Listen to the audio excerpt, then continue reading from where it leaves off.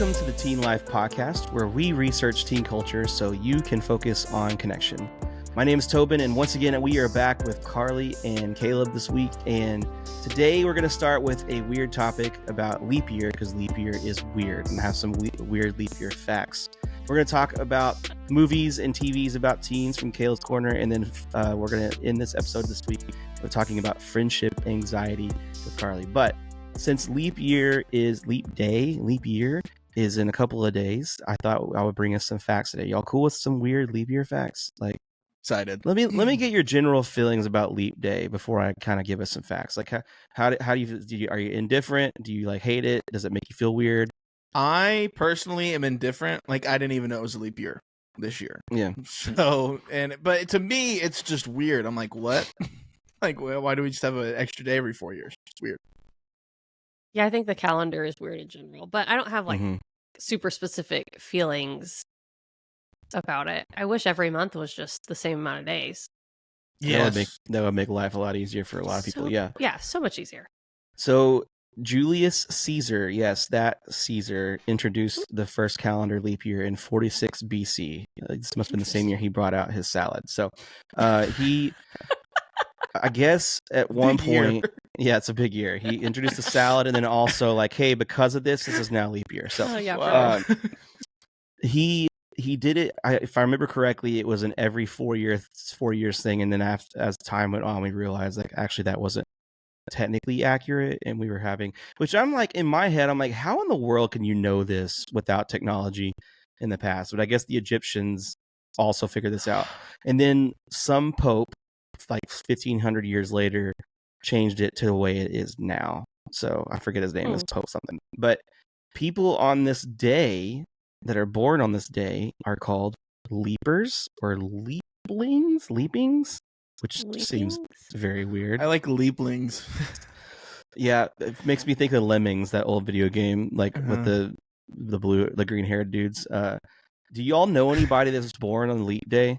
No, my in-laws were married on leap day. Oh, okay. Interesting. The only one that I know is Jerry Larry Gary Gergich from Parks and Recreation. He was born on a leap day. Yeah. So because the actor or the character? No, the character, because they celebrate his 16th birthday on one of the episodes. So that is a thing though. Like I was doing some research. Like that's a thing of people celebrating, like having big blowouts on their birthday every 4 years. The day doesn't technically legally exist according to many things that I read online. So it's basically a purge day, which is very terrifying. About 4.1 million people in the world are leaplings. And there's a 1 in 1,400 chance to being born on leap day. There are 2 important musicians born on this day. One is Gioacchino Rossini, who wrote the William Tell Overture, and then Ja Rule. So, yeah, just 2 sides of the same coin. Yeah. Two, you know. One of them wrote one of the greatest classical pieces, and one of them sounds like he needs a cough drop all the time. So, it is a Scottish and Irish tradition that women propose to men on leap days. So if you're a Scottish or Irish man in a relationship and you don't want to commit yet, you better be careful. So don't go around your girlfriend or serious long-term girlfriend on a leap day in a couple of days. The Queen, so that stems from Queen Margaret of Scotland, enacted a law under which women were allowed to propose marriage to men on leap day. And if a man refused, he could be required to pay the woman 12 pairs of gloves, a silk gown, or money. Oh yeah, so I'd be proposing all over the place. Yeah, what? You have like a whole drawer full of silk gloves. So yeah, leap year, very weird. That's crazy. I've decided now that since the day doesn't technically exist, I'm not showing up to work. Yeah, on leap day ever. Yeah, just ever tap this. Do something tap this legally. Podcast as a reference. Yeah, so that. Sorry, Dave. Day doesn't exist. Yeah, I just every time it rolls around, I ask myself like, why do we do this? So I looked it up this time, and so that is interesting. And now I have facts. But as we transition now from leap year into naturally the Oscars, the smoothest of transition. We're gonna jump right into Caleb's corner. Yeah, with the Oscars coming up, Emmys have wrapped up as well. We're going to talk about popular movies that are about teens. And one of the things that I'm interested in like evaluating is like how realistic of a teen experience do we think these movies portray? Are they accurate? I mean, there's some that I feel like are heavy nose. Like if we talk about like we talked a lot about Harry Potter last week, things Too like much, Harry Potter, for being honest. Yeah. which is why we'll just skip over this. Divergent, Hunger Games, right, are all so accurate. That seems super accurate. Maybe in a few years. Do. Teen Wolf. Okay. You talking about the movie or the TV show? Yes. We could talk about both. Yeah, I haven't seen the movie yet. Did watch the TV show. Okay. Is there a remake of this movie too? Are we talking about the Michael J. Fox one, or is there a remake? I think there's a remake. Oh, good gracious. Okay. Recently. Napoleon Dynamite. I feel like of any of these, Napoleon Dynamite probably gives the most realistic insights. Okay, I watched this movie recently, and it was made. Wait, hold on. For the first time, or no. Okay, I was about to say. I was about to yell at you. Okay. Yeah. It was made in the 2000s, early 2000s, but it's like set like it's in the 80s. Like what they wear is wild. However, fun fact quickly that Josh pointed out that made me feel super old. Like freshmen in high school right now were not born when Napoleon Dynamite was released. Yeah. Yeah, that's why my I can't keep putting things in that context. Okay, that's slippery slope. So I know it's a losing game. There's an article or an interview with John Heater, who's the guy that plays Napoleon Dynamite, and he helped write and produce the movie. And he said that was on purpose, that they chose this Idaho town. I believe that. That is a timeless like thing, and that was totally on purpose. They didn't want you to know when it was set or like what was happening, and that basically that they're all stuck in this 80s time loop essentially. That's funny. But I love the interactions in Napoleon Dynamite, just the awkwardness. Let me ask you this question. This is wheels off, but did you like it the first time you watched it, or did it take you a couple watches to kind of like understand it? That one takes you a couple watches. Yeah. I feel okay. Like. Game. Same. But okay. maybe I quote that movie more than any other. Like as Nacho I'm Libre is like, number one for me, but I quote that movie a lot. Yeah. But yeah, the first run through isn't great. Yeah. Other high school movies, you got Grease. People are singing all the time. Ugh. Never seen that movie. No, don't. I'll be honest. Terrible. Don't feel like I need to. Which is a whole other conversation of like adults playing teenagers in all of these movies. Yeah. But it is what it is. Which, my personal favorite. What's your personal favorite? Well, High School Musical is a musical, but man, it just gives you so many good feelings. So what I'm realizing, reading through the list, none of these are super realistic. And then to cap off, one that's coming out or has been out recently is Mean Girls, which don't get me started on Mean Girls. Okay, especially the new release. Okay, I haven't seen, which may have just discounted everything I'm about to say. Haven't seen either of them, but like it doesn't. Come on, it doesn't make sense to me. Okay, how? What? And what? You take a movie, you adapt it to Broadway. Okay. No problem there. But then you take the Broadway adaptation and then turn it back into a movie? How is the movie not then just the same? What? What's going on? Explain this to me. It's different. It's different. Yeah, it's a little different. But it's also, how can we make money on a movie that came out 20 years ago? And that's how they did it. So I will say I have seen both of these movies. Okay. Mean Girls was big when I was teenager. And I mean, it is definitely an exaggeration, but of all these movies, probably the most accurate when it comes to like cliques and hierarchies and trying to fit in and find friends and being awkward around a boy you like all of those themes definitely play out.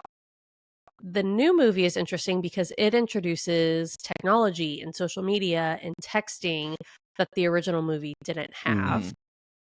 However, I'm going to sound like a grumpy old lady when I say this, but it was like the costumes so inappropriate. Like it was a very inappropriate movie that, especially if I had a teenage boy, I would not be wanting them to go watch Renee Rapp in this movie.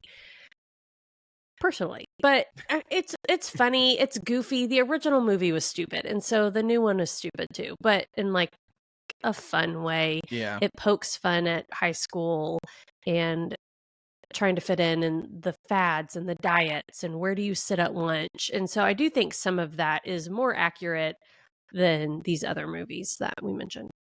And it's funny too, as I was making the list of trying to find movies about teens, it seems to me that there were more TV shows recently about teens, specifically like in a high school setting. Like, you know, there's plenty of movies like about high schoolers, but you know, you're not focusing on, you know, what's going on in the high school. You know, TV shows like Outer Banks have been big. The Summer I Turned Pretty, Euphoria is a really big one that, you know, we could get into a whole conversation about that as well. You've got 13 Reasons Why, Friday Night Lights. You know, there's a ton of TV shows, and I think too it might be interesting to view the market on, like, if they're appealing to teens, you might have better success with a TV show, like, right, a 20-minute TV show versus, you know, getting them sit down for 2 hours. I don't know, but just an interesting thing there. Of I seem to have found more shows recently than movies about teens. I do think it's worth mentioning, though, like I said, so many of these shows, adults are playing teenagers. They're not actually being played by teens, which is a whole weird thing. Percy Jackson did it right. I feel like they actually got literal, the new one. 13, the new one. 13 to 14-year-olds to play, you know, the 12-year-olds. Right. So it seems to be, hopefully, that they're catching some mistakes and trying to cast kids in roles for kids. But I do think you have to be careful and just have conversations. You're going to hear us say this on the podcast all the time. Have conversations with teenagers, because when I watch a show like The Summer I Turned Pretty, which we've talked about in the past, I'm not recommending it. Please don't go watch it if you don't look into it. But it almost like idolizes drug use, and the parents give the kids drugs or are doing drugs or know that the kids are doing things that they shouldn't be doing and laugh it off. Like, it is not necessarily, hopefully, an accurate representation of those teenage years, of what is acceptable, of relationships between teenagers and parents. And so when you're watching some of these shows, I think it's important to remember this is not real life. Yeah. And just because a TV show makes it seem cool doesn't mean that in real life that's going to play out the way you think it is. Our worship minister is watching Outer Banks with his high school daughter and was having multiple times like, hey, like, that's, you can't really do that. Like, you know, if you don't call home for a few days, like, you're homeless, right? Like, it's like, you can't really just go that long without doing that. Like, right, parties aren't actually like that, you know, just different things like that of, like, you know, you see that on TV, you're like, okay, right? Especially if you're middle school or high school, like, okay, I haven't been to a party, I haven't been exposed to that, but like, if I am, like, is that really what it's like? Kind of fantasizing and romanticizing the side of life that really isn't that. That's the word I was looking for. You got it, Caleb. Nailed it. But speaking of high school, and a theme that runs through a lot of these movies, but especially going back to Mean Girls in the new one, is friendship anxiety. Of where do I fit in? How do I make friends? And then once I have the friends, how do I act towards them? And we got a question from Spotify on the podcast that says, friendship anxiety would be a really interesting topic. I think many teens are going through this. I am one of them. And so let's do it. Let's dive into friendship anxiety. And I think that involves stress around, like I said, all the nuances of friends, which in middle school and high school is tough. Yeah. I mean, I do not want to go back and redo friendships those teenage years. But I thought what was really interesting, just I'll throw out a couple of facts for you. But evidence from both human beings and primates indicates that we have a natural capacity to limit social networks. And so it's actually called Dunbar's number, which represents the number of people who we can maintain stable relationships with. It's 150. Whoa. Really? Which seems like a lot, but at the same time, let's think about teenagers and how many people they interact with. And they for sure have more Instagram followers than that and people they follow. Right. They also for sure have more contacts in their phone than that. Yeah. And so if you're thinking about that, we really were designed or have a natural capacity to take care of 150 relationships, and they probably have triple that. That is reason to have anxiety around what I'm doing. And that's especially a big deal if you're a people pleaser, or maybe you have some sensitivity to like what people do or what they think. And so you are just really tuned into what others are around you. And not only are you dealing with yourself, but now you're dealing with 100 people and their feelings and what they're dealing with on an everyday basis. And that just gets really tricky. Yeah. And I just think too, going with the social media thing, they're juggling in-person relationships and online relationships. And just some of the nuances that I want to point out, especially if you're an adult listening, or if you're a teenager going like, oh yeah, you're right, I didn't realize what this looks like. But because of social media and your phone, you are seeing where your friends are at all times. Mm-hmm. They're able to reach you at all times. You know when you're left out because you're seeing pictures or be reels or snaps and you're not invited. You can see how many people like, or how many friends like and comment on your post. And then you also have friends that, this is a huge thing, and maybe this is another episode for teenagers, but like if a friend posts a picture and you're their friend, like there is a certain standard of like, hey, I have to go like that really quick, and I have to make a comment, and I better make it good, and I better make sure I point out how pretty they are. Yeah. And then you also have to reply to text and snaps. And if you're like Caleb, you have 300 that you haven't read. And so I just think that we are asking a lot of these teenagers, there's no wonder that they have anxiety around their relationships and their friendships. Well, and everything has to be curated too. Like, and that's, you know, if it's not like, even like get-togethers, like I don't think it was like this when I was a teenager, but I know that there was probably some different versions of this, but friendships don't have to be work. They don't need to be work, really. Like, I mean, like you need, like, that sounds bad. Like I like, obviously you need to care about your friends, and you need to put effort and work is different. Like putting effort into a friendship, into like being there for somebody, or checking in on your friends and being a good friend to them is one thing, but working in like, hey, like when we have a girls' night, we got to have this banner, and we got to have all these Instagrammable things, and we have to have like take 17 pictures together, and like it's just that kind of stuff, in my opinion, creates more anxiety on top of the fact that you already have the FOMO and the stuff that social media is creating. And just, you know, it's okay to say no to that kind of stuff and create boundaries in your friendships, but if you are going to do that kind of stuff, just remind yourself that your worth is not in an Instagram post, or you know, of yours or your friends for that matter. I mean, listen, I'm an adult that struggles with, like, if I know if I have friends that are hanging out without me, I'm like, why didn't they ask me, or why didn't they call me, or whatever. Right. Like, that's not going to go away. So you have to figure out how do I mentally deal with that when it does happen, because it's going to happen. And the first step might be like, hey, here's where my true friends are, and as long as I know my standing is good with them, I don't need to worry about the second level of friends as much. Like I'll be nice, but if they do things, I'm not going to worry about as much, because these are my inner circle, these are my true friends. I think that's where the problem of like having so many and being connected to so many people is, like, you feel like sometimes, well, I'm not on the inside with anybody, because like I'm trying so hard to stay just connected to all of these people that it's like I'm kind of in the circle, but like, you know, I'm not getting invited to all these things. And like, you know, like Tobin said, I think there's value to finding that close group of friends who pours into you. And like, you know, so many times I can even find myself being like, do I ask these people to hang out?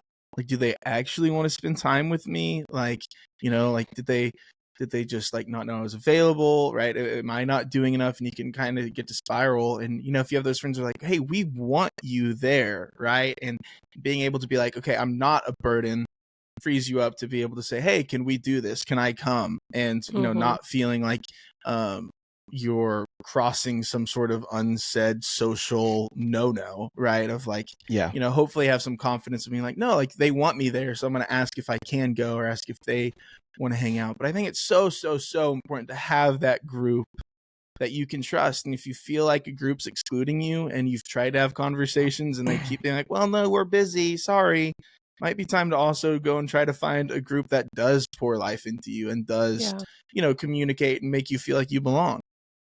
Yeah.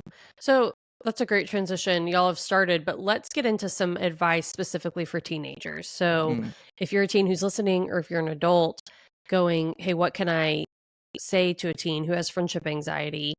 The first one I'm going to speak to, because then I think we're going to get off on like relationships you already have. But if you have a teenager who does not have friends, or who is looking for friends, maybe they've gone to a new school or something, some sort of transition happened, encourage them to put yourself in environments to make friends.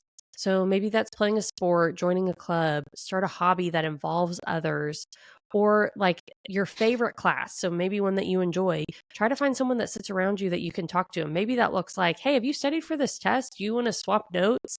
It can start in a class context and maybe move outside of that. But I know people too, teenagers, who have anxiety about like, what am I going to say? Yeah. So maybe that's like you're saying, Caleb, maybe they need to have a conversation with a friend that's going to be tough of like, hey, I felt left out. What was that about? Or maybe they don't want to do something and they're not sure what to say when someone asks them to hang out. And so they have anxiety about that. Try a script. Like have a couple things in your mind that you practice with yourself. Maybe you ask an adult, like, hey, will you run through this scenario with me? Because I'm worried about that. And that could also be helpful. It's so hard because like it's too like, you know, if you are a teen, like, and you feel well connected and you have those people who like are so hard for you, maybe, right, or don't mesh well, you're right, there's a balance of like trying not to be rude. Like, I mean, I think back to like my time in high school, or even sometimes in college, like we had those people who like, you know, every time you hang out with them, it's just like so draining for everybody. And, you know, looking back, like we would do dumb stuff. Like we'd be hanging out and be like, hey, we're all going to actually, we got to go home. Like, sorry, our parents need us. And then we'd go hang out without that one person. Like, it's crazy. Like to think about the things that like I did, right. To exclude people. And it's hard to come up with advice other than like just try not to do that. But like I think like you don't understand kind of the power that you have, right? Just like as a human that people probably look up to, like, right, if you are in that position where you feel well connected, to invite other people who don't have that community, who don't have that relationship, into maybe what you have, not even all the time, just like once, or just given an invite, could change the way someone even views themselves so much. Like I don't think teenagers understand like how much power you have over relationships, over different people. I'm not saying like if there's someone who's draining you or a toxic relationship that you need to hang out with them all the time, like have conversations and have, hey, whenever you're with us, all you talk so negative, like is there a way, like, you know, we could like talk more positive, or things like that? Or like if someone wants to hang out, be like, no, like, I'm sorry, this is just for us, but we'll get you next time. Like, I'm sorry. And like, that can be hard, but a lot of times it's easier than seeing people like, well, they just avoided me. But it's such a hard thing to navigate. It is. I've been in that situation. Friendships ebb and flow too. We talked about that last week with relationships. It's the same thing with friendships. How these friends aren't always going to be like your ride or dies forever, and that's okay. Like, and just know that. And some of it may go in seasons too. Like it can even be things that are not even that out of your control. Like maybe they're in a sport or a club that's just more demanding in certain times of the year, and there's nothing you can do about that. And beating yourself up about it is not going to do anything. Let's give some advice for some adults. Like, so if you have a student or a kid with some friend anxiety, the main thing is like just check in on them, make sure that they're good.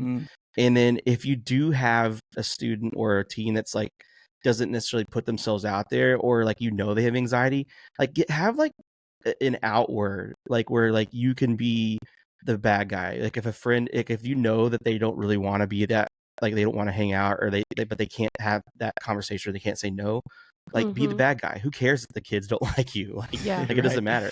Like nope, sorry, he's got to do, you know, chores or whatever, and just, and like that way that gives the kid a chance to be like, oh, sorry, like I really would love to hang out, but my parents, you know, meet me at home. And so like be that guy for them, because you want, not only will that give them a chance to have recharge and not have to do everything, but it creates that bond and that relationship with that you have, so they can trust you more with that kind of stuff.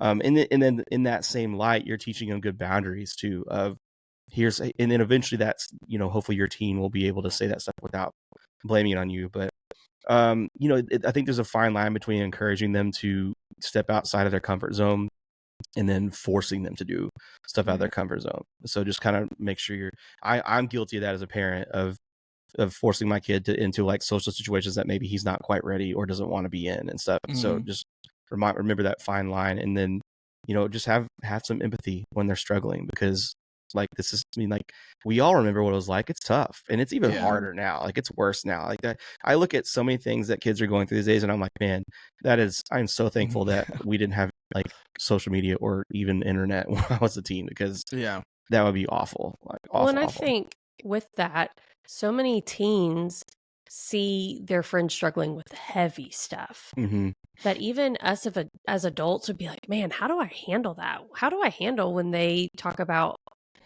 their mental health or how sad they are all the time? But if you're a teenager, you don't have to have all the answers. You don't have to be the one that steps in all the time. Reach out and ask someone for help. So maybe that's going to a parent or going to a school counselor, or talking to a friend's parent that they're like, hey, I know you're close to them. Will you check on them? Because I don't know what to do here anymore. And so I feel like sometimes teenagers take on what their friends are going through on themselves as well. And so hear me say, it's okay to ask for help and not feel like you have to have the answer for everything. And that's where adults come in, to asking good questions, being curious, making sure that in good times and in bad, you're asking how friendships are going and how are their friends feeling. Or if you feel like you have a good relationship with a friend, when they come over, be like, hey, how you doing? And check in on their mental health for them. And maybe that would help lessen some of the anxiety on your teenagers. Yeah. And with that, that's a wrap on this episode. So make sure you subscribe on YouTube or wherever you find your podcast. And we're also on social media and TikTok, so find us there. And as always, remember that teenagers are not a problem to be solved.